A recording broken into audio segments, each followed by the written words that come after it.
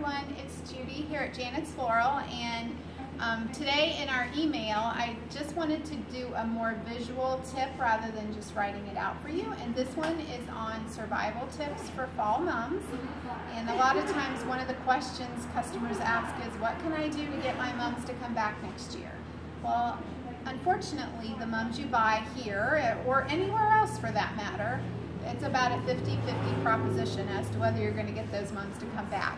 But there are some things you can do to try to help them, and that's what I want to share with you. One is to plant them right away. You've got to get them in the dirt so their roots are growing before winter. So the sooner you do that, the better. Plant them in a sunnier location and plant them in a protected location.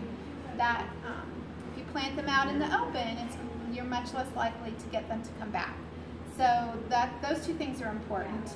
Then when we have our November hard frost freeze, sometime in the middle of November, and really up until that time you need to keep the plant moist. Don't let it dry out and die. Keep it moist and growing. Then when we have that hard freeze, you'll want to cut the mum back.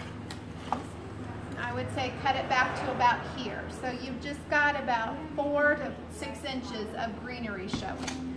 And then that'll enable you to protect it a little better with some mulch or some straw. So pull that mulch or straw up around your plant and leave it that way all winter. Don't use leaves because leaves can get all wet and really soggy, and that isn't good for the mum, and it won't allow the mum to breathe. Mulch and straw will allow your plant to breathe, which is important.